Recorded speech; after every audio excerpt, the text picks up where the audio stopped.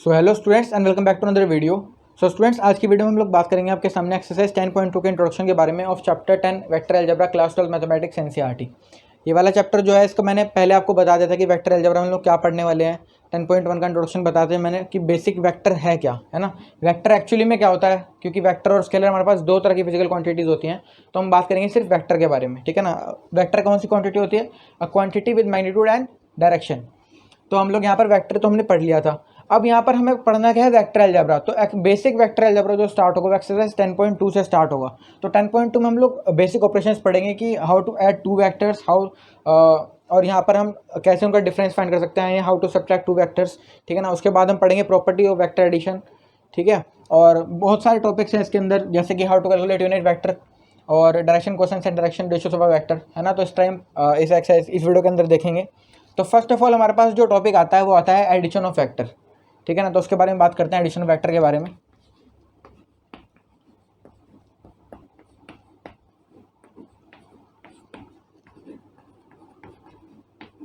तो अगर मैं एडिशन ऑफ वेक्टर के बारे में बात करूं तो दो वेक्टर को देखो यहाँ पर ऐड करना चाहे मैं आपको ऐसे बता सकता हूँ कि दो वेक्टर को कैसे ऐड कर सकते हैं और आपका काम हो भी जाएगा वेक्टर और 3D के अंदर।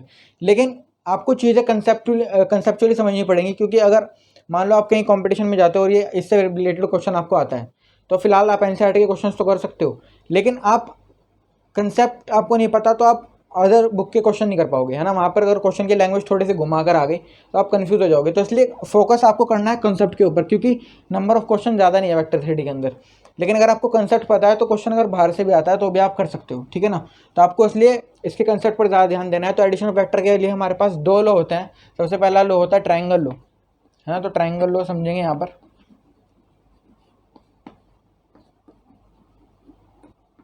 ट्राइंगल लॉ देखेंगे। ट्राइंगल लॉ क्या कहता है, अब मैं आपको ध्यान से समझाता हूँ। देखो, एक वेक्टर हो गया ए, ये वेक्टर ये ले लिया मैंने, ठीक है। और एक वेक्टर मैंने ये ले लिया बी, ठीक है। अब मैंने आपको पिछली वीडियो की एक्सरसाइज में लास्ट में बताया था, अगर आपने पूरी वीडियो देखी थी तो कंसेप्ट ऑफ फ्री वेक्टर के बारे में बताया था। कंसेप्ट ऑफ फ्री वेक्टर क्या होता है? कंसेप्ट ऑफ फ्री वेक्टर में ये कहता है कि हम we can displace any vector parallelly without changing its magnitude and direction. इसकी डायरेक्शन को चेंज किए बिना और मैग्नीट्यूड को चेंज किए बिना मैं इसको डिस्प्लेस कर सकता हूँ कहीं पर भी, लेकिन पैरेलल डिस्प्लेस कर सकता हूँ। यानी इसको डिस्प्लेस करूँगा अगर मैं यहाँ से उठाकर तो ऐसे ही रख सकता हूँ पैरेलली, ठीक है। तो इस वेक्टर को मैं उठा के यहाँ पे रखूँगा ऐसे, और क्योंकि इसकी डायरेक्शन तो चेंज नहीं कर सकता तो इसकी डायरेक्शन इधर ही रहेगी, ठीक है ना। ये कौन सा वेक्टर हो गया? बी, ठीक है। तो ट्राइंगल लॉ ये कहता है if A vector and B vector are represented as two adjacent sides of a triangle, then the third side of triangle will be represented by a vector taken in reverse order। कहना क्या चाह रहा हूँ मैं कहना चाह रहा हूँ कि अगर कोई दो वेक्टर दो एडजेसेंट साइड्स दिखाते हैं किसी ट्राइंगल की, ठीक है ना। ये एडजेसेंट मतलब एक साथ, है ना। जैसे आप कोई पैराग्राम होता था तो उसमें एडजेसेंट एंगल्स कौन से होते थे? ये वाले और ये वाले, है ना। तो इस तरह ही एडजेसेंट साइड कौन सी होगी? एक ये वाली, ये वाली, ये वाली और ये वाली, ये वाली और ये वाली, ये वाली और ये वाली, ठीक है ना। तो एडजेसेंट साइड कौन सी है? A vector and B vector. तो ये ट्राइंगल की दो एडजेसेंट साइड्स हैं। तो जो तीसरी साइड होगी ना ट्राइंगल की, वो रिप्रेजेंट करी जाएगी एक वेक्टर से, लेकिन वो वेक्टर कैसा होगा? रिवर्स डायरेक्शन में होगा, ठीक है ना। या फिर आप ये भी कह सकते हो कि इन दोनों का जो एडिशन होगा वो तीसरा वेक्टर होगा, यानी तीसरा वेक्टर होगा ये वाला, बस इसकी डायरेक्शन क्या होगी? चेंज होगी, क्योंकि इन दोनों की डायरेक्शन कहाँ पे थी? ऐसे ऑर्डर में थी डायरेक्शन, लेकिन इस वाले वेक्टर की डायरेक्शन क्या होगी? रिवर्स ऑर्डर में आ गई। क्योंकि अगर आप ऑर्डर देखो इसका तो ऐसे जाना चाहिए था, क्योंकि इसकी डायरेक्शन फिर इधर आनी चाहिए थी, लेकिन इसकी डायरेक्शन रिवर्स होगी। ये ट्राइंगल लोग कहता है कि इसकी डायरेक्शन रिवर्स हो जाएगी और इसकी डायरेक्शन किधर आ जाएगी? उल्टी साइड, इधर वाली साइड, ठीक है ना। अब कुछ बच्चे सोचेंगे कि हमने ऐसा क्यों नहीं लिया कि मतलब ए वेक्टर अगर ये है और बी वेक्टर ये है, तो हम लोग अगर ऐसे कर लेते इसको, A vector plus B vector को, कि इसकी डायरेक्शन इधर ले लेते, तो गलती क्या होती, है ना। क्योंकि आपका क्वेश्चन तो लीगल है, ये हर किसी के दिमाग में आएगा, लेकिन एक्चुअली में ऐसी चीज़ ठीक नहीं हो सकती। मैं आपको बताता हूँ कैसे। अगर सपोज करो ए वेक्टर है, ये ए पॉइंट है, ये बी पॉइंट है, ये सी पॉइंट है, ठीक है, सिंपल। मैंने क्या करा? मैंने इनको ऐड करा। आपको पता है वेक्टर कैसे लिखते हैं? अगर मैं इसको वैसे लिखना चाहता हूँ, एक तो एक फॉर्म होती है ए वाली, एक दूसरी फॉर्म कौन सी होती है? ए बी वेक्टर टाइप, है ना। तो इस वेक्टर को ऐसे लिख सकता हूँ, A B vector plus B C vector. Actually में हमें क्या मिलेगा रिजल्ट? ये ट्रू रिजल्ट है। तो इस समय क्या मिलेगा? A B vector plus B C vector से क्या मिलेगा? ए सी वेक्टर मिलेगा, है ना। मैंने इस रिजल्ट का यूज़ यहाँ पे करूँगा, देखो ये पॉइंट ए, ये बी, ये सी, तो एक्चुअली में यहाँ पर क्या होगा, देखो A B vector plus B C vector, ठीक है ना, प्लस सी ए वैक्टर, ये हमें क्या देगा, क्या देगा ये, देखो A B vector plus B C vector से तो क्या आएगा, ए सी वैक्टर आ जाएगा, और प्लस सी ए वैक्टर, ठीक है ना, ए सी वैक्टर प्लस सी ए वैक्टर। अब देखो ए सी वैक्टर और सी ए वैक्टर ये क्या है, ए सी वैक्टर को चाहे आप ऐसे लिख लो या ए सी वैक्टर को ऐसे लिखा रहने दो, सी ए वैक्टर को लिख सकते हैं negative of A C vector, है ना, डायरेक्शन चेंज कर दी भाई, नेगेटिव वैक्टर बताया था ना क्या होता है, जब हम किसी वैक्टर की डायरेक्शन चेंज कर देते हैं वो क्या होता है, नेगेटिव आ जाता है उसका। सपोज करो कोई ए वैक्टर है ये, तो इसका नेगेटिव क्या होगा, माइनस से क्या होगा, बस यही सिंपल डायरेक्शन, यही वैक्टर होगा विद सेम मैग्नीट्यूड, बस की डायरेक्शन क्या हो जाएगी, चेंज हो जाएगी, है ना, इसकी डायरेक्शन कौन सी होगी, रिवर्स होगी। तो इसलिए सी ए वैक्टर अगर मान लो ये था, सी ए वैक्टर क्या था, अगर ये सी ए वैक्टर था, तो अगर मेरे को ए सी वैक्टर चाहिए तो क्या करूँगा मैं, इसके डायरेक्शन चेंज कर दूंगा, बस सिंपल ऐसे, ठीक है ना, ये ए सी वैक्टर, ठीक है ना, तो सिंपल इसकी क्या हो जाएगी, डायरेक्शन चेंज हो जाएगी, तो इसलिए क्या हो गया, ए सी वैक्टर माइनस ए सी वैक्टर क्या आ जाएगा, जीरो आ जाएगा। तो इसलिए हम ये वाला रिजल्ट नहीं यूज़ कर सकते, क्योंकि इसको अगर हम यूज़ करेंगे तो हमारे पास एरिया ऑफ ट्रायंगल क्या आ जाएगा, जीरो, ठीक है ना, तो बेसिकली हम कुछ फाइंड नहीं कर पाएंगे, रिजल्ट क्या आ जाएगा, एंड में जीरो आ जाएगा। तो इसलिए ट्रायंगल लॉ क्या कहता है, अगर कोई दो वेक्टर ऐसे हैं, कोई दो वेक्टर क्या रिप्रेजेंट करते हैं, adjacent sides of a triangle, तो A vector plus B vector, तो उन दोनों का जो सम होगा वो एक तीसरा वेक्टर होगा, बस उसकी क्या होगी, डायरेक्शन चेंज हो चुकी होगी, ठीक है ना। तो ये है आपके पास triangle law of vector addition. अब बात करते हैं parallelogram law of vector addition के बारे में, but before that please note this down. So guys बात करते हैं पैरेललोग्राम लॉ के बारे में। पैरेललोग्राम लॉ जो है आपके पास ट्रायंगल लॉ से मिलता जुलता सा ही है, ठीक है। तो देखेंगे, देखो अगेन मैंने क्या करा, एक ये बी वेक्टर ले लिया और एक ए वेक्टर ले लिया। अब मैं concept of free vector use करके इस वेक्टर को कहीं पर भी डिस्प्लेस कर सकता हूँ without changing its magnitude and direction, ठीक है ना। तो मैं इसको डिस्प्लेस करके इधर रख रहा हूँ, ये रख दिया, ठीक है ना। तो पैरेललोग्राम लॉ जो है वो बहुत सिंपल है, वो ये कहता है कि if A vector and B vector are represented as two adjacent sides of a parallelogram, then the addition of both the vectors will be represented by a vector passing through the common point। मतलब कहने का मतलब ये है, A vector ये है, B vector ये है, एडजेसेंट साइड्स ऑफ पैरेललोग्राम को रिप्रेजेंट करते हैं। इन दोनों का एडिशन क्या होगा, पैरेललोग्राम लॉ के अकॉर्डिंग वो होगा एक तीसरा वेक्टर जो कि पास करेगा कहाँ से, कॉमन पॉइंट से। तो कॉमन पॉइंट कौन सा है दोनों का, ये रहा। तो यहाँ से जो पास करने वाला वेक्टर होगा वही क्या होगा, इन दोनों का एडिशन होगा, यानी ए वेक्टर प्लस बी वेक्टर, ठीक है। अब आप इसको फर्दर आप ऐसे बना सकते हो, पैरेललोग्राम लो, पैरेललोग्राम की तरह, ठीक है ना। ये थोड़ा सा भी एक्यूरेट नहीं बनी फिगर, लेकिन ये है पैरेललोग्राम ही, ठीक है ना। और आप इस रिजल्ट को कैसे ड्राइव कर सकते हैं, देखो अगर मान लो ये पैरेललोग्राम है, तो पैरेललोग्राम में क्या होता है, अपोजिट साइड क्या होती हैं, opposite side are parallel and equal, ठीक है ना। तो ये बी वेक्टर है, तो ये भी क्या हो जाएगा, बी वेक्टर हो जाएगा, ठीक है। तो अब देखो ए वेक्टर और ये बी वेक्टर, इसकी डायरेक्शन भी क्या होगी, यही होगी, क्योंकि मैं वेक्टर को क्या कर रहा हूँ, देखो ये बी वेक्टर है तो ये भी बी वेक्टर है। अब ए वेक्टर और बी वेक्टर का एडिशन करा तो ट्रायंगल लॉ के हिसाब से क्या आ रहा था, ये वाला वेक्टर ही तो आ रहा था, ठीक है ना। और इसकी डायरेक्शन इधर नहीं होगी, इसकी डायरेक्शन किधर होगी, इधर की साइड होगी पैरेललोग्राम लॉ के अकॉर्डिंग, ठीक है ना। ए वेक्टर प्लस बी वेक्टर क्या होगा, ए वेक्टर प्लस बी वेक्टर, तीसरी साइड रिप्रेजेंट करेगी ट्रायंगल की, जो कि क्या होगी, टेकन इन रिवर्स ऑर्डर, ठीक है ना। तो ये आपके पास क्या हो गया, पैरेललोग्राम लॉ हो गया। अब हम बात करते हैं डिफरेंस ऑफ वेक्टर के बारे में, है ना। अगर मैं मान लो डिफरेंस ऑफ वेक्टर निकालना चाहता हूँ,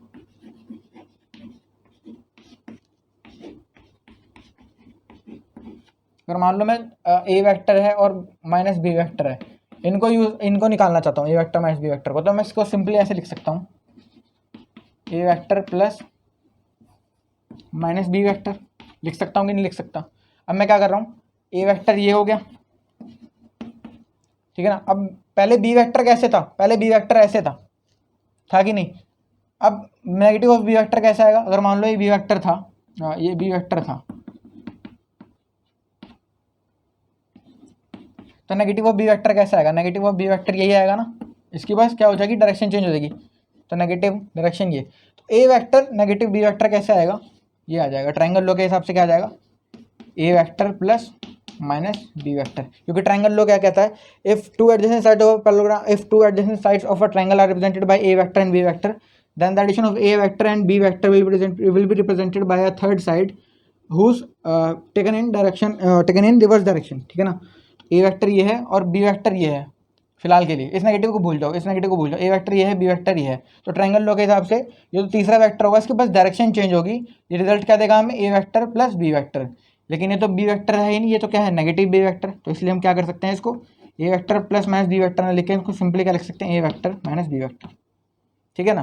क्वेश्चन जब आप करोगे तब आपको ये सब यूज़ नहीं करना पड़ेगा वहाँ पे, तब तो आप सिंपल कर सकते हो, लेकिन आपको पता होना चाहिए कि हम कौन सा लॉ कहाँ पे यूज़ कर रहे हैं। ठीक है ना। तो पैरेललोग्राम लॉ हो गया, ट्रायंगल लॉ हो गया, difference of vector. Difference of vector basically यहाँ पर ये बताने के लिए था कि हम ट्रायंगल लॉ से डिफरेंस ऑफ वेक्टर भी कैसे निकाल सकते हैं, बस हमें क्या करना है, बी वेक्टर की डायरेक्शन को चेंज कर देना है। ठीक है ना। अब हम बात करते हैं प्रॉपर्टीज ऑफ वेक्टर एडिशन के बारे में, but before that please note this term. ठीक है, प्रॉपर्टीज ऑफ वेक्टर एडिशन।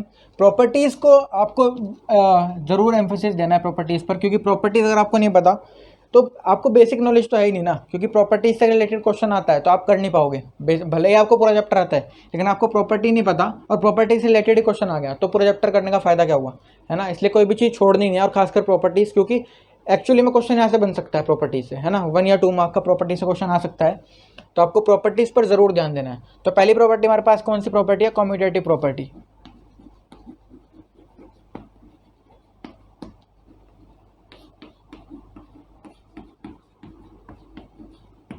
देखो कम्यूटेटिव प्रॉपर्टी क्या कहती है, कम्यूटेटिव प्रॉपर्टी सिंपल ये कहती है कि अगर आप A vector plus B vector को ऐड करते हो तो सिंपली वो result B vector plus A vector के इक्वल आएगा या नहीं आएगा। तो commutative property in vector addition कहती है कि यहाँ आएगा। कैसे आएगा, A vector plus B vector लूँगा, ये ए वेक्टर और ये बी वेक्टर, ठीक है ना।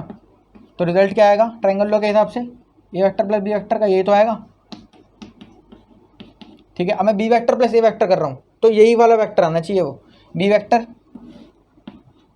और ए वेक्टर, ये रहा, ये तो बी वेक्टर हो गया, ये कौन सा हो गया, ए वेक्टर। तो B vector plus A vector क्या आएगा, सिंपल एक तीसरा वेक्टर होगा, बस उसकी डायरेक्शन क्या होगी, चेंज होगी। तो B vector plus A vector, आप लोग चेक कर लो, A vector plus B vector की डायरेक्शन भी वही है और B vector plus A vector की डायरेक्शन भी वही है, तो इसलिए इक्वल आ गए। ठीक है, सेकंड हमारे पास कौन सा आएगा, एसोसिएटिव प्रॉपर्टी।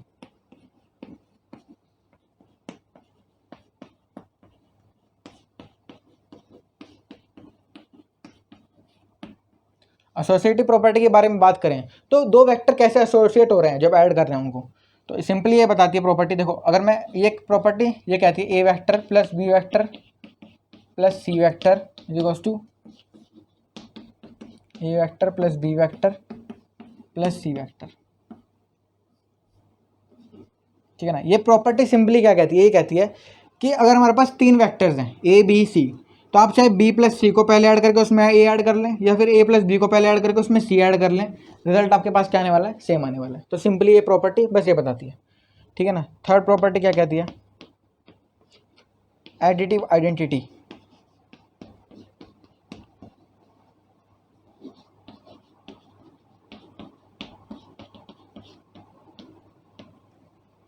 एडिटिव आइडेंटिटी देखो इस टाइप की जो आपके पास ये प्रॉपर्टीज़ हैं ये आप हायर लेवल पे भी पढ़ते हो, जब आप ग्रेजुएशन कोर्सेज करोगे, है ना, जो भी आप प्रेफर करोगे वहाँ पर आप लोग जब पढ़ोगे मैथ्स तो वहाँ पर भी आपके पास ये सब आता ही है ना। आप कुछ भी पढ़ोगे, अगर आप ग्रुप थ्योरी पढ़ोगे या वो सब जैसे ग्रुप थ्योरी, रिंग और आपके पास नॉर्मल सब ग्रुप वगैरह जब पढ़ते हो तो वहाँ पर भी ये सब प्रॉपर्टीज़ यूज़ होती हैं, बस यहाँ पर वेक्टर में है, वहाँ पर सिंपल होती है प्रॉपर्टी। ठीक है। एडिटिव आइडेंटिटी क्या कहते हैं हमें, अगर मान लो कोई 2 वेक्टर हैं,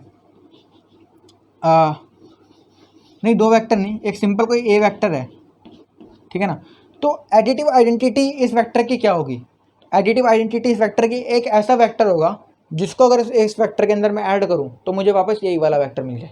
ध्यान से सुनो, एडिटिव आइडेंटिटी इस वेक्टर की क्या होगी, इस वेक्टर की एडिटिव आइडेंटिटी एक ऐसा वेक्टर होगा जिसको अगर मैं इसमें ऐड करूँ तो मुझे यही वाला वेक्टर वापस से मिल जाए।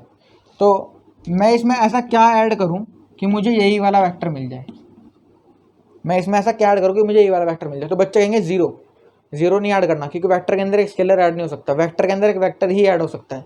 तो मैं यहाँ पर जीरो ऐड नहीं करूँगा, मैं यहाँ पर जीरो वेक्टर ऐड करूँगा। ठीक है। अगर मैं सिंपल इस जीरो का ऐसे छोड़ दूंगा ना तो ये गलत हो जाएगा, अगर मैं सिंपल जीरो का ऐसे छोड़ दूंगा, क्योंकि वेक्टर के अंदर एक स्केलर ऐड नहीं हो सकता, वेक्टर के अंदर सिर्फ वेक्टर ऐड हो सकता है, और जीरो अभी जीरो एक स्केलर है, अगर जीरो को वेक्टर बनाना तो क्या बनाना पड़ेगा, इसके ऊपर एक डायरेक्शन ऐसे। ठीक है ना। तो यहाँ पर जीरो वेक्टर क्या हो गया, इसकी एडिटिव आइडेंटिटी हो गई। जीरो वेक्टर क्या होगी, एडिटिव आइडेंटिटी।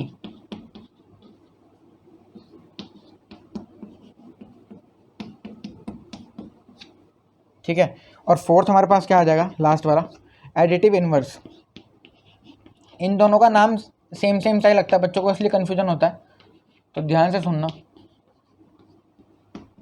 एडिटिव इन्वर्स क्या होता है, एडिटिव इन्वर्स कंफ्यूज नहीं होना इसमें। एडिटिव इन्वर्स कहता है कि हमारे पास कोई ए वेक्टर है, तो मैं इसमें एक क्या ऐड करूँ कि मेरे पास एडिटिव आइडेंटिटी आ जाए। एडिटिव आइडेंटिटी क्या आती है, जीरो, जीरो वेक्टर। तो मेरे को इसमें क्या ऐड करना है कि मेरे पास एडिटिव आइडेंटिटी आ जाए। तो आप क्या ऐड करोगे इसके अंदर कि एडिटिव आइडेंटिटी आ जाए, इसका नेगेटिव ऐड कर दो, बस सिंपल। इसका नेगेटिव ऐड कर दो ना, ए वेक्टर का negative of A vector add कर दो, क्या आ जाएगा, एडिटिव आइडेंटिटी आ जाएगी, क्योंकि ए वेक्टर माइनस ए वेक्टर क्या हो जाएगा, जीरो, जीरो वेक्टर, ठीक है ना। तो इसके अंदर यहाँ पर एडिटिव इन्वर्स क्या हो गया, minus A vector. Minus A vector क्या होगा, additive inverse of A vector, additive inverse of A vector, ठीक है ना। तो माइनस ए वेक्टर क्या होगा, additive inverse of A vector. तो ये थी आपके पास properties of vector addition. Now next to this we have unit vector, how to calculate unit vector, तो उस पर बात करते हैं। But before that please note this down. So students बात करते हैं यूनिट वेक्टर से पहले हम लोग बात करेंगे multiplication of vector by scalar के बारे में, ठीक है ना। Multiplication of vector by scalar,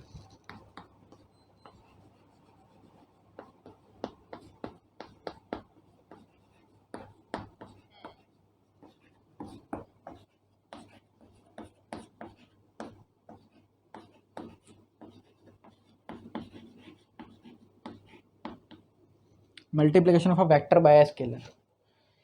देखो क्या होता है मल्टीप्लिकेशन, अगर हम किसी वेक्टर की किसी स्केलर से मल्टीप्लिकेशन कर दें, है ना। अभी मैंने आपको पीछे बताया था कि हम किसी स्केलर को ऐड नहीं कर सकते किसी वेक्टर के अंदर, लेकिन मल्टीप्लाई कर सकते हैं स्केलर की वेक्टर के साथ। तो क्या इफेक्ट प्रोड्यूस होगा अगर हम स्केलर की मल्टीप्लाई वेक्टर के साथ करें। सपोज करो हमारे पास कोई वेक्टर है ए, है ना, और उसका मैग्नीट्यूड कितना है, 3 यूनिट्स। इसका वेक्टर का मैग्नीट्यूड कितना है, 3 यूनिट्स, 1 2 3, ठीक है। इसको थोड़ा सा छोटा कर लो, यहाँ तक ठीक है ये, ठीक है। अगर इस वेक्टर के अंदर मैं किसी स्केलर की मल्टीप्लाई करूँ, सपोज करो 2, तो क्या हो जाएगा, 2a वेक्टर हो जाएगा। बस क्या हो जाएगा, इतना फर्क पड़ेगा कि इसका मैग्नीट्यूड 6 यूनिट हो जाएगा, ठीक है ना। पहले कितना था, 3 यूनिट, अब कितना हो जाएगा, 6 यूनिट हो जाएगा। अरे ठीक है, 1 2 3 4 5 6, अब इसका भी मैग्नीट्यूड कितना हो गया, 6 यूनिट्स। पहले कितना मैग्नीट्यूड था इसका, 3 यूनिट्स। तो ये इफेक्ट प्रोड्यूस होता है अगर हम किसी स्केलर की किसी वेक्टर के अंदर मल्टीप्लाई करते हैं। अब आप सपोज करो, तो आप लोगों ने एक पॉजिटिव स्केलर मल्टीप्लाई करा था, अगर कोई नेगेटिव स्केलर मल्टीप्लाई कर दें, सपोज करो 2a की जगह मैं किसी -2 की मल्टीप्लाई कर देता ए वेक्टर के अंदर, तो क्या होता, कुछ भी ना होता, वेक्टर वैसा का वैसे ही रहता, बस इसकी डायरेक्शन बदल जाती। और कितने मैग्नीट्यूड का हो जाता है, 6 यूनिट का ही होता, ठीक है ना। 1 2 3 4 5 6, हाँ ठीक है। तो ये क्या हो जाएगा, -2a वेक्टर। तो सिंपली ये इफेक्ट प्रोड्यूस होता है अगर हम किसी स्केलर की मल्टीप्लाई करते हैं वेक्टर के अंदर। Now next to this we have component form of vector which is very important, but before that please note this down. Component form of vector के बारे में बात करते हैं। अभी आप लोगों को मैंने वेक्टर दिखता कैसा है ये नहीं बताया, है ना। वेक्टर एक्चुअली में कैसा दिखता है, आपको आप कहोगे कि ऐसा दिखता है और इस तरह से दिखता है ना।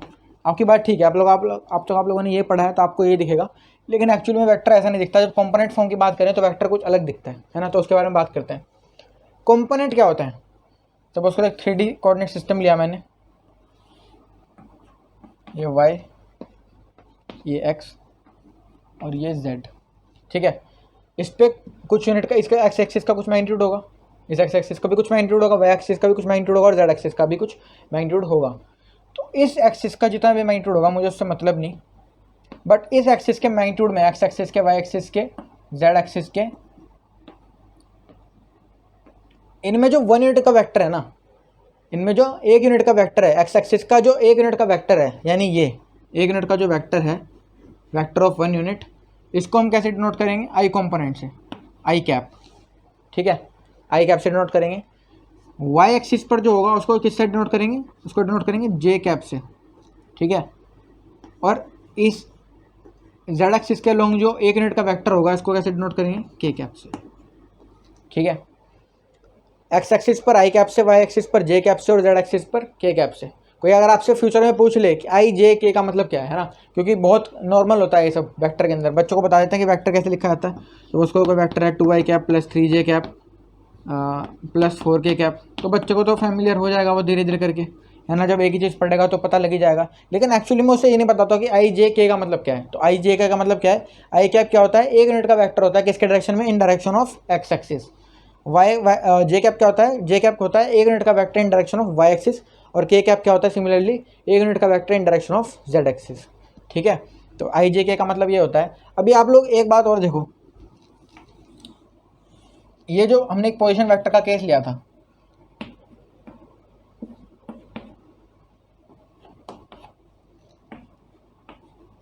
क्या लिया था हमने, पोजीशन वेक्टर का केस लिया था एक, बना लेते हैं उसको, है ना।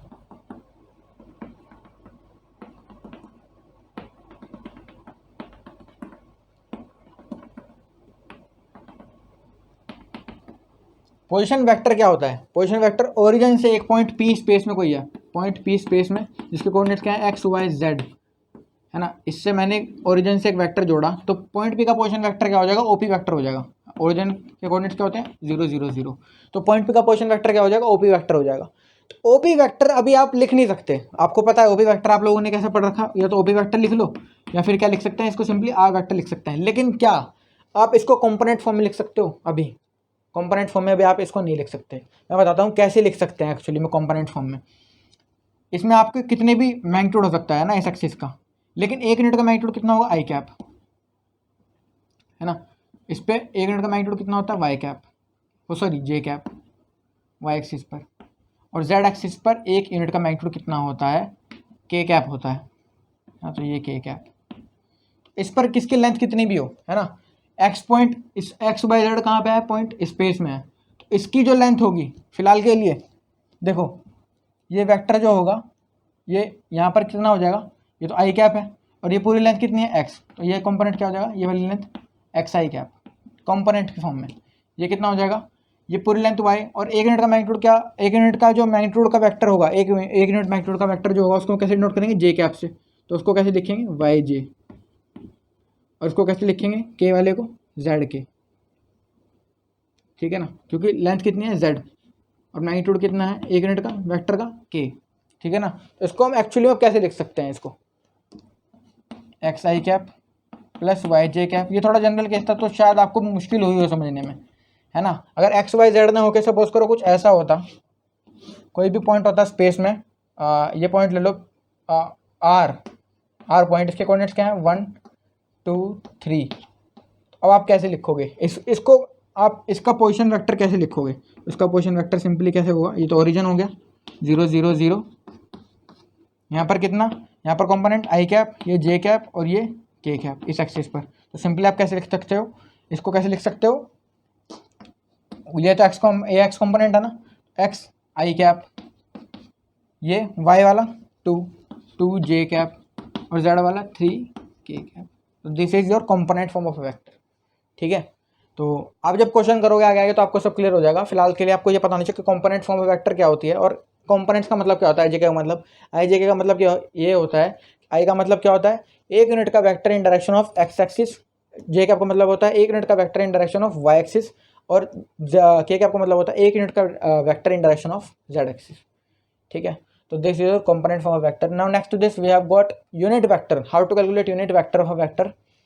But before that please note this down.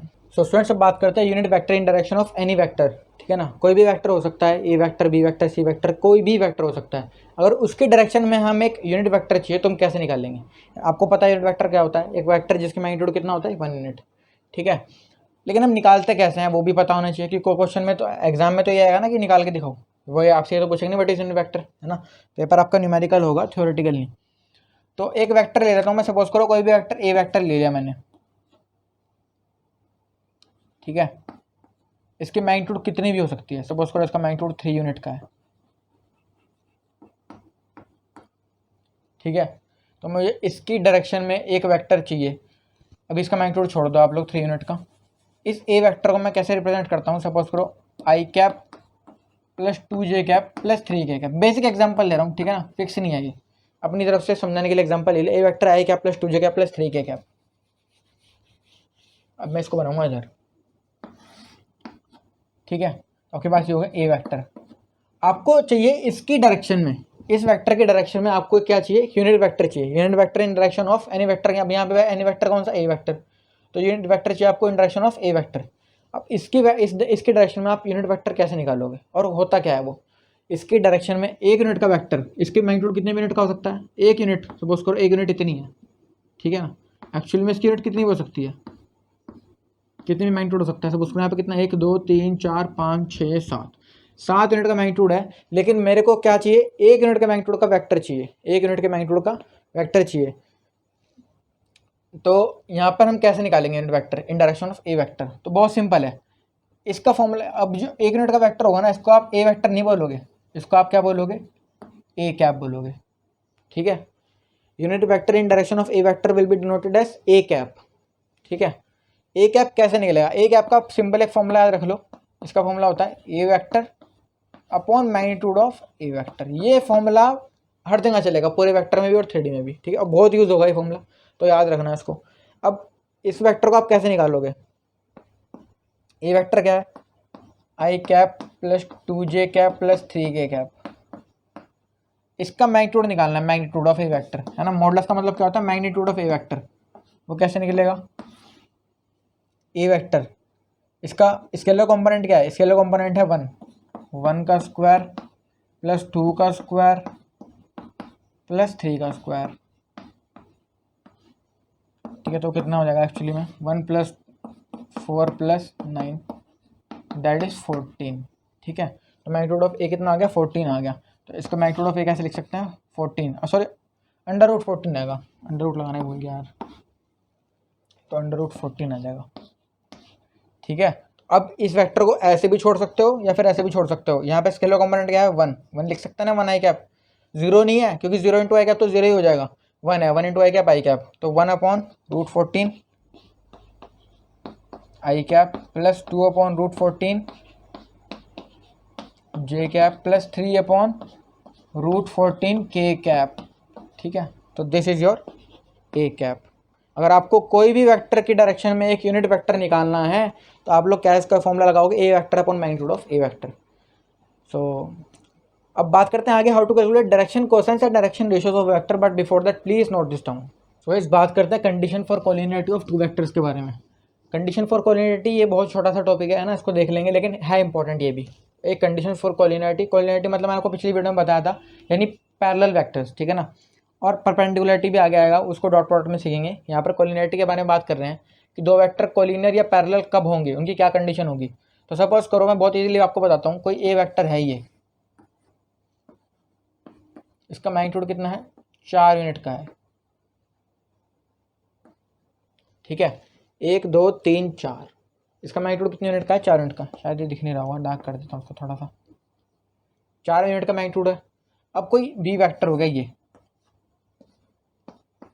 इसका मैग्नीट्यूड कितने यूनिट का है, 2 यूनिट का है, ठीक। अब ये दोनों वेक्टर इक्वल कब हो सकते हैं, इनके डायरेक्शन तो सेम है, इनके डायरेक्शन तो क्या है, सेम है। बल्कि कोलिनियरिटी में ऐसा कुछ नहीं है, कोलिनियरिटी में डायरेक्शन कुछ भी हो सकती है, चेंज भी हो सकती है, बस शर्त क्या है, वो दोनों आपस में पैरेलल होने चाहिए, है ना।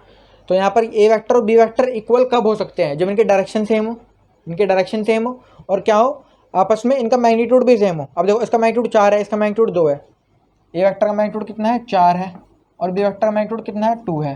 तो अगर बी वेक्टर का मैग्नीट्यूड ए वेक्टर के इक्वल हो जाए तो ये आपस में क्या हो जाएंगे, दोनों इक्वल हो जाएंगे। लेकिन बी वेक्टर का मैग्नीट्यूड कितना है, 2 यूनिट का है, तो मैं बी वेक्टर का मैग्नीट्यूड कितना चाह रहा हूँ, 4 यूनिट का, क्योंकि मेरे को ए वेक्टर के इक्वल दिखाना है। ए वेक्टर का मैग्नीट्यूड कितना है, 4 यूनिट का है, इसका कितना है, 2 यूनिट का। मैं चाहता हूँ कि ए वेक्टर बी वेक्टर के इक्वल हो जाए, तो यानी बी वेक्टर का मैग्नीट्यूड ए वेक्टर के इक्वल होना चाहिए। बी वेक्टर का मैग्नीट्यूड तो कितना है, 4 यूनिट, तो बी वेक्टर का भी कितना होना पड़ेगा, 4। तो अब जब इसका मैग्नीट्यूड मेरे को दुगना करना है तो मेरे को 2 से मल्टीप्लाई करनी पड़ेगी, जो कि हम लोगों ने कहाँ पे सीखा था, multiplication of a vector by scalar से, ठीक है ना। जब हम किसी वेक्टर की स्केलर से मल्टीप्लाई करते हैं तो क्या होता है, उसके मैग्नीट्यूड में फर्क आता है। तो मैं इसको मैग्नीट्यूड बढ़ाना है तो मैं 2 से मल्टीप्लाई कर रहा हूँ, ठीक है। तो मैं क्या कर रहा हूँ, 2 से मल्टीप्लाई कर रहा हूँ, तभी ये वेक्टर क्या हो सकता है, इक्वल हो सकते हैं। एक एग्जाम्पल और लेते हैं, सपोज करो कोई ए वेक्टर है ये, इसका मैग्नीट्यूड कितना है, अगेन 4 यूनिट ही है। और एक मेरे पास ये वाला दूसरा वेक्टर है, इसको थोड़ा सा छोटा ले लेंगे। इस बार क्या है, ये है वेक्टर सी, बस इसकी डायरेक्शन चेंज है। इसका मैग्नीट्यूड 2 यूनिट का है। तो ए वेक्टर सी वेक्टर के इक्वल कब हो सकता है, ए वेक्टर सी वेक्टर के इक्वल कब हो सकता है, जब इन दोनों का मैग्नीट्यूड भी सेम हो जाए और डायरेक्शन भी सेम हो जाए। अब देखो मैग्नीट्यूड अगर मेरे को सी का बढ़ाना है तो मैं 2 से मल्टीप्लाई कर दूंगा, लेकिन क्या इसकी डायरेक्शन सेम हो पाएगी, इसकी ऐसी डायरेक्शन तो सेम नहीं हो पाएगी, है ना। इसकी डायरेक्शन उधर है, इसकी डायरेक्शन इधर है, तो मेरे को यहाँ पे इसकी डायरेक्शन भी इक्वल करनी पड़ेगी। उसके लिए मेरे को क्या करना पड़ेगा, इसको 2 से मल्टीप्लाई करना करके अगर मैं -2 से मल्टीप्लाई कर दूँ तब ये क्या हो जाएगा, नेगेटिव हो जाएगा, यानी इसकी डायरेक्शन चेंज हो जाएगी, है ना। तो अगर हमें डायरेक्शन भी चेंज करनी है तो हम नेगेटिव स्केलर से मल्टीप्लाई करेंगे, अदरवाइज अगर हमें डायरेक्शन से मतलब नहीं तो हम पॉजिटिव स्केलर से मल्टीप्लाई कर देंगे, ठीक है। तो सिंपली अब यहाँ पर देखो, अभी तो हमारे पास एक जनरल सा केस था ये, मतलब कि हम लोगों ने यहाँ पे 2 से मल्टीप्लाई करके पैरेलल दिखा दिया उनको, ठीक है, और इक्वल दिखा दिया। लेकिन क्या हमें अपना जो हमें कंडीशन चाहिए थी वो मिल पाई? देखो यहीं से मिलेगी कंडीशन। क्या होगी, हमारे पास हर बार क्या आ रहा है, एक नॉन जीरो स्केलर आ रहा है ना, नॉन जीरो स्केलर आ रहा है। मैं इसको नोट कर रहा हूँ लैम्डा से। यहाँ पर भी क्या है, नॉन जीरो स्केलर लैम्डा है -2, ठीक है ना। तो हर बार क्या आ रहा है, नेगेटिव भी आता है पॉजिटिव भी आता है ना। इसको चाहे नेगेटिव, इसको चाहे 2 ही ले लो, नेगेटिव 2 है ना। तो हर बार क्या आ रहा है, ए वेक्टर जो हो रहा है वो किसी नेगेटिव या पॉजिटिव नॉन जीरो स्केलर के साथ मल्टीप्लाई होगी। अगर एक वेक्टर के साथ आए तो इक्वल भी हो जाएगा और पैरेलल भी हो जाएगा, ठीक है ना। तो ये कंडीशन होती है अगर किन्हीं दो वेक्टर को आपको कोलिनियर दिखाना है तो उनकी डायरेक्शन भी सेम होनी चाहिए।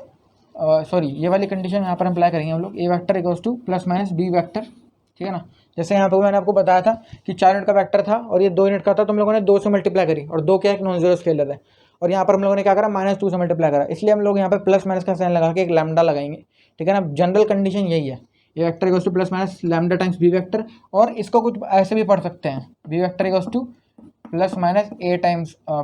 Lambda times of B vector, क्योंकि ज़रूरी थोड़ी हर बार ए वेक्टर ही ज़्यादा मैग्नीट्यूड का होगा, है ना, दूसरा वेक्टर भी हो सकता है, बी वेक्टर भी। तो इसलिए ये वाली कंडीशन, तो सिर्फ आपको कुछ नहीं करना, आपको सिर्फ ये कंडीशन याद रखनी है ना। वो आई कैसे, वो मैंने आपको बता दिया, ठीक है ना, ऐसे, क्योंकि यहाँ पर मैग्नीट्यूड का फर्क पड़ता है, तो इसलिए हम एक नॉन जीरो स्केलर से मल्टीप्लाई करते हैं ताकि मैग्नीट्यूड इक्वल हो सके, ठीक है ना।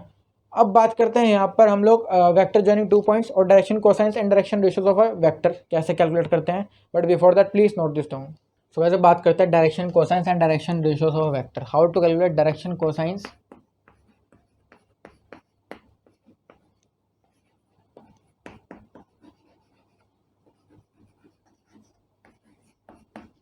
and direction ratios of a vector।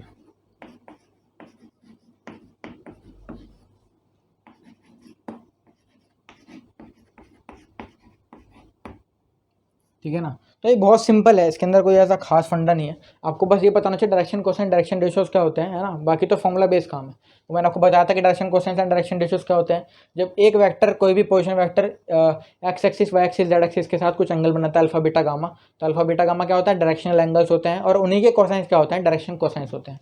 और डायरेक्शन रेशियोज क्या होते हैं, 3 नंबर होते हैं ABC which are proportional to direction cosines, ठीक है। तो डायरेक्शन कोसाइंस निकालना सीखेंगे, डायरेक्शन रेशियो। सपोज करो मैं कोई ए वेक्टर ले लेता हूँ, i cap plus 2j cap plus 3k cap, है ना। जनरल अगर मैं XYZ से समझाऊंगा वहाँ पर आप फॉर्मूला बेस्ड हो जाएगा वो, है ना, कि सिंपल एक फॉर्मूला से निकल के आ जाएगा, आप ऐसे से जल्दी समझ जाओगे। देखो ए वेक्टर है i cap plus 2j cap plus 3k cap, इसके डायरेक्शन रेशियोज क्या होंगे, पहले बात करते हैं डायरेक्शन रेशियोज के बारे में। तो डायरेक्शन रेशियोज कुछ नहीं होते, इसके जो स्केलर कंपोनेंट्स होंगे ना, स्केलर कंपोनेंट्स, यही क्या हो जाएंगे, डायरेक्शन रेशियोज हो जाएंगे। यही क्या हो जाएंगे, डायरेक्शन रेशियोज हो जाएंगे। स्केलर कंपोनेंट्स, इनको स्केलर कंपोनेंट्स बोलते हैं, इक्वल्स टू DRs, ठीक है ना, डायरेक्शन रेशियोज। अच्छा, अगर मेरे को डायरेक्शन कोसाइंस निकालना है तो बहुत सिंपल है, कुछ नहीं है। डायरेक्शन कोसाइंस निकालने के लिए क्या होता है, अब ए की वैल्यू कितनी है यहाँ पर, अगर मैं ए की वैल्यू पूछूँ आपसे 1, बी की वैल्यू 2 और सी की वैल्यू 3, ठीक है। मैं यहाँ पर निकालना चाहता हूँ डायरेक्शन कोसाइन। डायरेक्शन कोसाइन किससे डिनोट करते हैं, LMN से, LMN, डायरेक्शन कोसाइन निकाल रहे हैं। अब LMN का फॉर्मूला आपको बताया था पिछली वीडियो में, अगर आप लोगों ने नहीं देखी तो आपको पता नहीं होगा। LMN का डायरेक्ट फॉर्मूला क्या होता है, a/√a² + b² + c²। इस फॉर्मूले को लगाओ और डायरेक्ट आपके पास डायरेक्शन कोसाइन निकल के आ जाएंगे। m = b/√a² + b² + c², n = c/√a² + b² + c²। ठीक है ना। फॉर्मूला लगा रहा हूँ, ए कितना है 1, 1 का स्क्वायर 1, 2 का स्क्वायर 4, 3 का स्क्वायर 9, यानी 1/√14। यहाँ पर क्या आ जाएगा सिमिलरली 2/√14, और सी क्या आ जाएगा यहाँ पर, एन क्या आ जाएगा आपके पास सिंपल 3/√14 ना। तो these are your direction cosines और these are your direction ratios. इस तरह से कैलकुलेट करना है किसी भी वेक्टर के।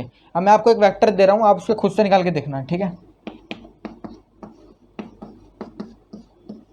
बस ये एक वेक्टर है हमारे पास, ठीक है। तो आप इसको क्या करोगे, इसके direction cosines and direction ratios निकालोगे, ठीक है।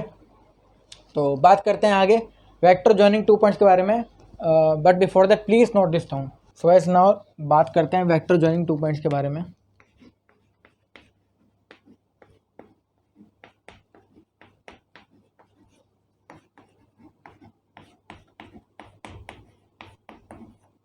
वेक्टर जॉइनिंग 2 पॉइंट्स 1 मार्क का क्वेश्चन आ जाता है यहाँ पर, क्योंकि अब 1 मार्क के क्वेश्चन ज़्यादा आते हैं ना, तो यहाँ पर एक क्वेश्चन आ सकता है वेक्टर जॉइनिंग 2 पॉइंट से, है ना। अदरवाइज है कुछ नहीं, बहुत सिंपल है, आप लोग 1 मिनट में निकाल दोगे।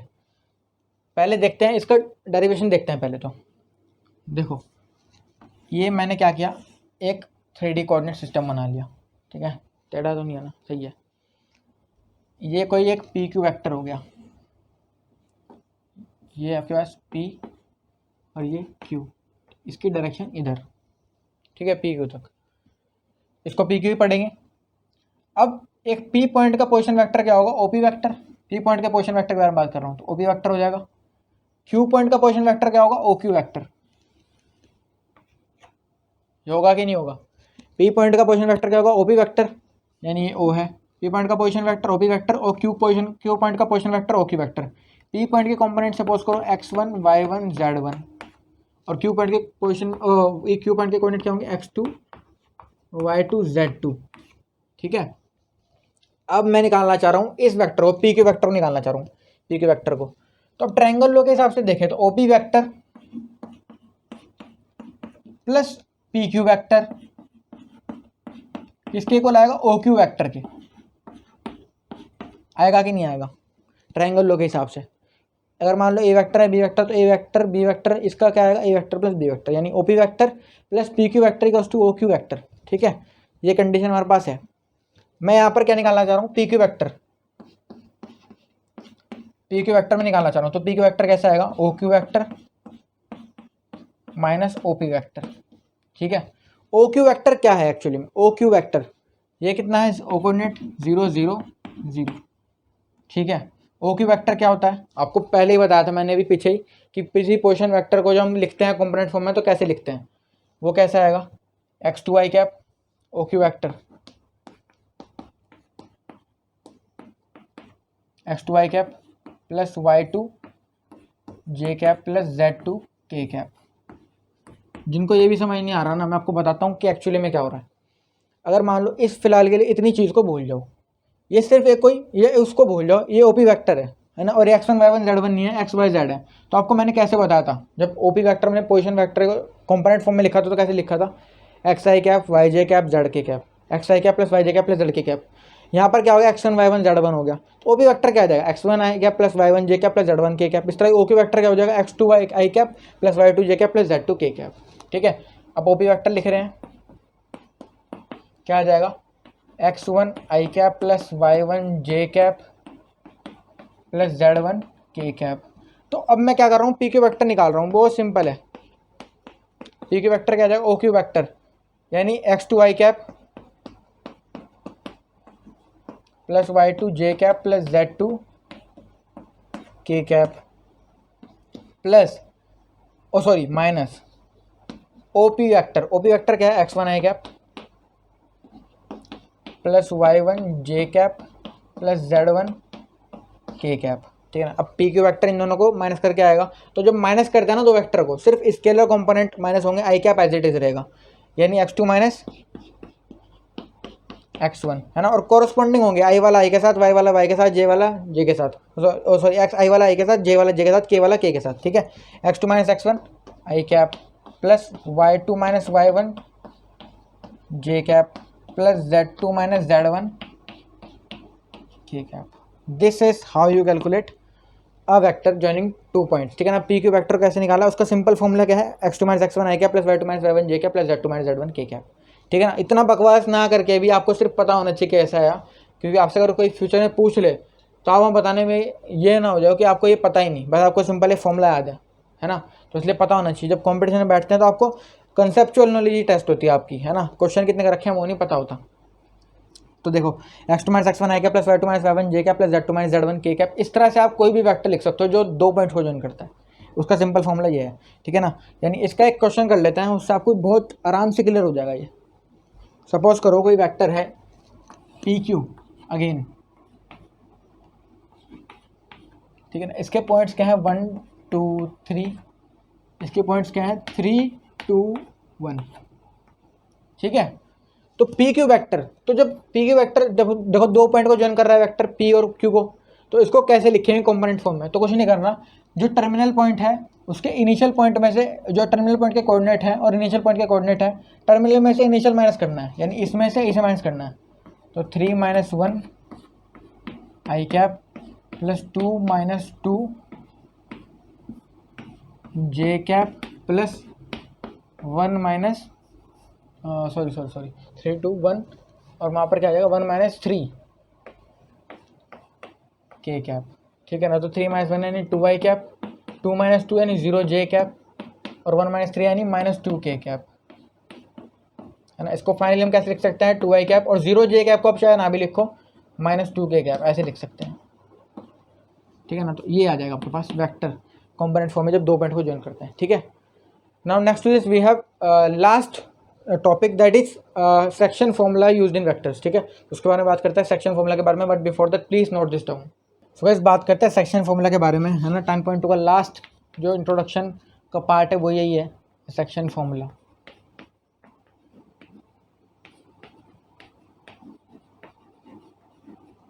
सेक्शन फॉर्मूला की पहले बेसिक नॉलेज बताऊंगा आपको, और उसके बाद बताऊंगा कि वेक्टर में कैसे यूज़ करना है इसको, ठीक है। क्योंकि अगर डायरेक्ट वेक्टर में बता दूंगा तो आप याद करके क्वेश्चन तो कर लोगे, लेकिन आपको ये नहीं पता होगा कि मतलब क्या है उसका।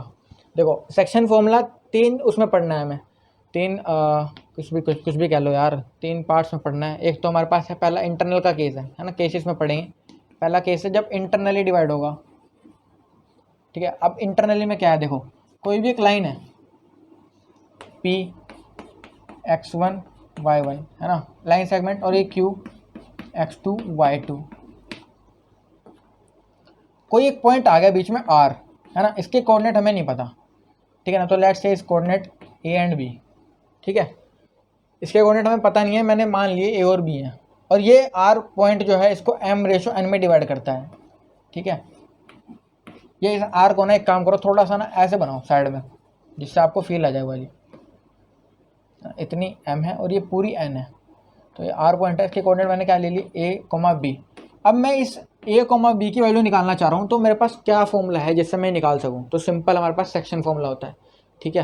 तो क्या होता है, देखो A की वैल्यू जो होगी ना, A की वैल्यू जो ये वाला कोऑर्डिनेट होगा पहले वाला x, y होता है ना, तो x कोऑर्डिनेट जो होगा वो कैसे निकलेगा, उसका सिंपल फॉर्मूला क्या होगा mx2 प्लस nx1, ये फॉर्मूला है, याद रखना पड़ेगा, ये अपॉन m प्लस n, ठीक है। जब इंटरनल का केस होगा तो सिर्फ प्लस चलेगा, और b वाला कैसे आएगा, यानी y coordinate my2 plus ny1 upon m plus n। ये आपके पास इंटरनली का केस है, इंटरनली रे जब इंटरनली डिवाइड करेगा, ठीक है ना, क्योंकि पॉइंट एक्सटर्नली भी डिवाइड करता है, इंटरनली भी। अभी अगला केस एक्सटर्नली का है, तो कहीं आप वहाँ पर कंफ्यूज ना हो जाओ, ठीक है। एक्सटर्नली की बात करते हैं। अब कुछ बच्चे सोचते नहीं है ना कि हो कैसा रहा, बस उन्हें मतलब है फॉर्मूला लगाया आंसर आ जाए काम खत्म। लेकिन कुछ बच्चों के दिमाग में ये बात आई होगी कि एक्सटर्नली कैसे कोई पॉइंट कैसे डिवाइड कर सकता है ना, क्योंकि हम तो सीख चुके हैं, जैसे हमें हमारे टीचर्स ने कैसे सिखाया एक्सटर्नली कैसे डिवाइड करता है एक पॉइंट। एक्सटर्नली कोई बाहर से कैसे पॉइंट कैसे डिवाइड कर सकता है ना। तो मेरे को टीचर ने बताया था, अपने एक्सटर्नली कोई पॉइंट कैसे बाहर से डिवाइड नहीं कर सकता, बस उसकी रेशो हम बाहर से कैलकुलेट करते हैं। देखते हैं कैसे। एक पॉइंट है P, इसके कोऑर्डिनेट क्या है x1 y1, और ये कोई पॉइंट है Q जिसके कोऑर्डिनेट क्या है x2 y2। अब वो पॉइंट जो है ना वो बाहर लाई करेगा, ये जो पॉइंट है R ये बाहर लाई करेगा, जिसके कोऑर्डिनेट अगेन क्या है A, B, ठीक है ना। तो ये वाला पॉइंट क्या है, बाहर लाई कर रहा है। तो पिछली बार हमने रेशो कैसे ली थी, हाफ m/n, हाफ हाफ नहीं, मतलब एम रेशो एन में लिया था, है ना, उसी लाइन के बीच में। लेकिन अब जो रेशो होगी ना वो एम रेशो एन ऐसे कैलकुलेट नहीं होगी, ये पूरा का पूरा एम होगा और ये एन इतना होगा, ठीक है ना। इस तरह से रेशो कैलकुलेट करेंगे तब जाके पॉइंट क्या होगा, एक्सटर्नली डिवाइड का केस बनेगा, ठीक है। इसका सिंपल फॉर्मूला है, अगर आप ए की वैल्यू निकालना चाह रहे हो एक्स कोऑर्डिनेट की, तो M X two minus N X one upon M minus N, और बी की वैल्यू क्या आ जाएगी, M Y two minus N Y one upon M minus N, ठीक है ना। तो ये सिंपल एक केस बन गया जब आप सेक्शन फॉर्मूला में इंटरनली और एक्सटर्नली का केस पढ़ते हो। लास्ट एक हमारे पास थर्ड केस और होता है जिसको हम बोलते हैं मिड पॉइंट,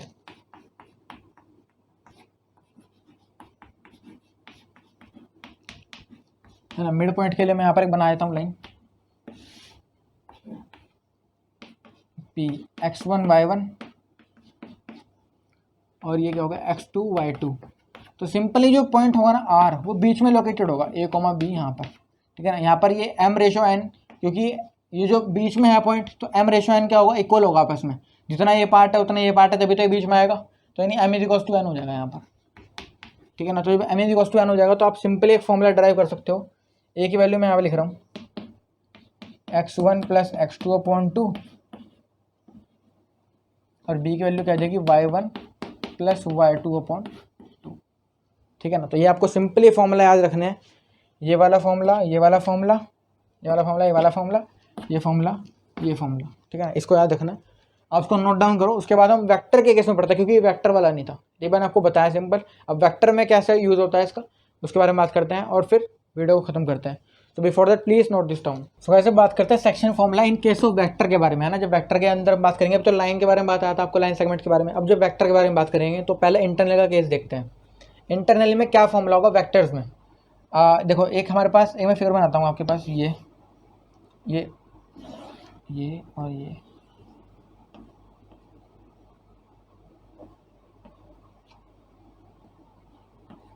ठीक है ना। ये ओ पी क्यू और ये आर, ये एम रेशो एन में डिवाइड कर रहा है आर पॉइंट, ठीक है। तो अब यहाँ पर क्या होगा, देखो यहाँ ये तो ट्रायंगल के हिसाब से रिवर्स डायरेक्शन में आएगा, है ना। अब देखो यहाँ पर क्या होगा, सपोज ये हमारे पास एक ओपी वेक्टर है ना। पी पॉइंट का पोजीशन वेक्टर क्या है, ओपी वेक्टर। इसको सपोज करो मैंने ले लिया ए। क्यू पॉइंट का पोजीशन वेक्टर क्या है, ओ क्यू वेक्टर। इसको सपोज करो मैंने ले लिया बी, ठीक है। हो कुछ भी लगता है, मैंने ए और बी ले लिया। अब आर पॉइंट का position vector that is O R, इसको अगर मैं आर ले लूँ, है ना, या इसको रहने दो। आर पॉइंट का पोजीशन वेक्टर अगर मैं निकालना चाहता हूँ तो मैं सेक्शन फॉर्मूला से निकाल सकता हूँ, ठीक है भाई। पी पॉइंट का पोजीशन वेक्टर सपोज करो ए है और क्यू पॉइंट का पोजीशन वेक्टर बी है, तो अगर आर पॉइंट का पोजीशन वेक्टर मेरे को निकालना है तो मैं सेक्शन फॉर्मूला से कैसे निकाल सकता हूँ, क्योंकि इंटरनली डिवाइड कर रहा है आर पॉइंट। तो आर पॉइंट यानी ओ आर वेक्टर कैसे निकाल सकता हूँ मैं, सिंपल एक फॉर्मूला से। फॉर्मूला क्या होगा, M B vector plus N A vector upon M plus N, ठीक है। आर पॉइंट का पोजीशन वेक्टर कैसे आ जाएगा, M B vector plus N A vector upon M plus N, जब इंटरनली डिवाइड करेगा। एक्सटर्नली कैसे डिवाइड कर सकता है,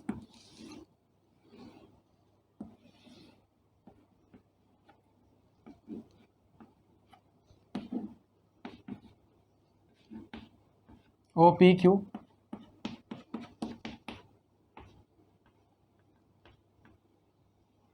जो पॉइंट है ना वो यहाँ पे लाई करेगा इस बार, ये आर, ठीक है। तो जो रेशो होगी ना वो ये पूरी तो कितनी हो जाएगी, एम हो जाएगी, और ये इतनी हो जाएगी एन, ठीक है। अब ओ पी पॉइंट का position vector that is O P, इसको मैंने ले लिया ए।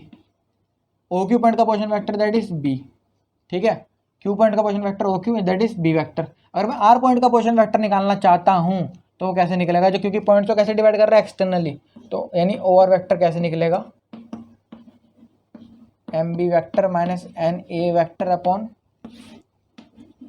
एम माइनस एन, ठीक है ना। क्वेश्चन में जब लगाओगे तो बहुत इजीली समझ आ जाएगा। और एक तीसरा केस और भी है,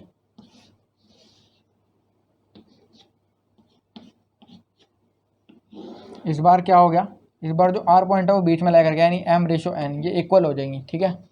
तो P point O P Q, तो पी पॉइंट का position vector OP vector that is A vector, Q point का position vector that is B vector, R point का पोजीशन वेक्टर क्या आ जाएगा that is O R vector. इसकी value क्या आएगी, इसकी वैल्यू आएगी B vector plus A vector upon 2, ठीक है, क्योंकि M is equals to N हो जाएगा ना, तो M B vector plus N A vector upon M plus N होता था। तो यहाँ पर देखो जब एम इक्वल्स टू एन हो गया, ठीक है ना, तो मैं यहाँ पर रख रहा हूँ, सपोज करो इसका मैं ये वाला फॉर्मूला ड्राइव करके दिखाता हूँ आपको, है ना, कन्फ्यूजन ना हो। ताकि क्या होगा, देखो एम की वैल्यू एन के इक्वल है, तो अगर मैं यहाँ मान लो M B vector plus N A vector होता अपॉन 2, क्योंकि डिवाइड तो इंटरनली कर रहा है तो ये वाला फॉर्मूला भी अप्लाई हो सकता है, लेकिन एम इक्वल्स टू एन है तो मैं एन की जगह एम रख रहा हूँ, क्योंकि एम इक्वल्स टू क्या है, एन है, तो एम एन की जगह एम रख रहा हूँ, M A vector upon M plus M, ठीक है ना, एम कॉमन ले लिया ऊपर से,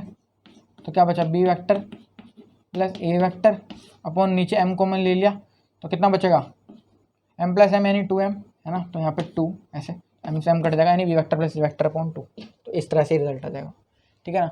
तो ये था आपके पास पूरा 10.2 का इंट्रोडक्शन। इसके बाद आपको 10.2 एक्सरसाइज में कोई प्रॉब्लम नहीं होगी, कोई अगर एक आधा क्वेश्चन आ भी गया तो आपको समझ आ जाएगा, क्योंकि अगर आप लोगों ने ये ढंग से पढ़ लिया तो कोई प्रॉब्लम हो ही नहीं सकती, ठीक है। वो अलग बात है कि जब हम लोग थोड़े से टफ क्वेश्चन करेंगे तो वहाँ पर थोड़ा सा और हमें ध्यान से समझना पड़ेगा, है ना, अदरवाइज कंसेप्ट तो यही है, आपको कंसेप्ट क्लियर होना चाहिए, क्वेश्चन में कोई प्रॉब्लम होती ही नहीं फिर।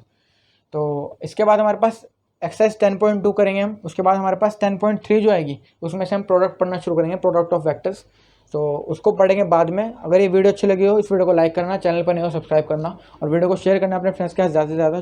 तो चलते हैं, तब तक के लिए say have a good day and bye.